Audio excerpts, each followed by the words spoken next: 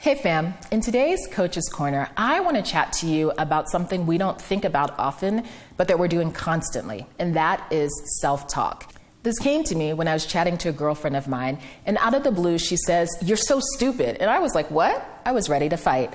But then I realized she wasn't talking to me, she was talking to herself.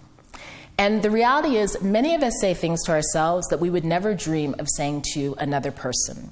The question then is, what does that do to us over time? And you might recognize some of these phrases. I'm so stupid, I'm so fat, I'll never be able to do this, I'll always do that.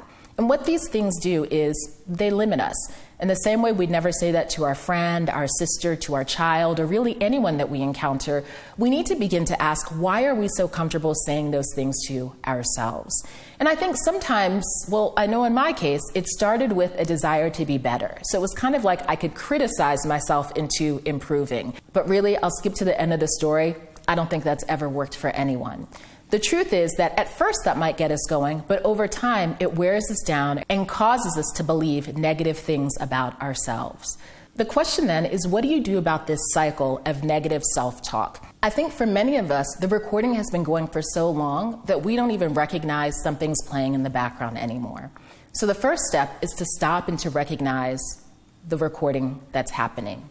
The second thing is to forgive yourself for the days or months or years of negative self-talk.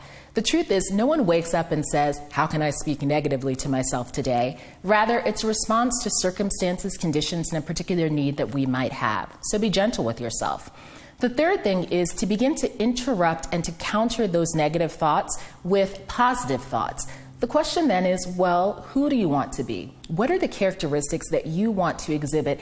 And to begin to affirm those things in yourself. So for instance, if you're a person who for years said, I'm so ugly, what would it be like for you to begin to tell yourself, actually, I am so beautiful? And even if you can't necessarily start there, just start with something about yourself. For instance, I've got gorgeous eyes, I've got a great smile, I have beautiful skin, and to begin to build from there.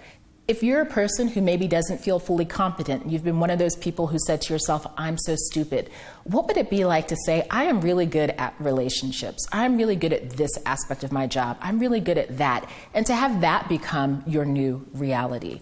And then the fourth thing that you can begin to do is really begin to practice putting those things into effect. So if you want to be a person that wakes up and feels beautiful, think about the things that actually make you feel beautiful. Is it that weekly bubble bath? Is it that great lipstick or those beautiful earrings?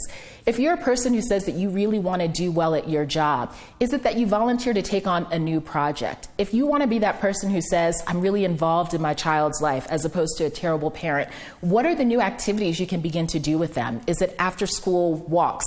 Is it volunteering at their school? Whatever it might be, begin to engage in the activity that you want to be true about yourself.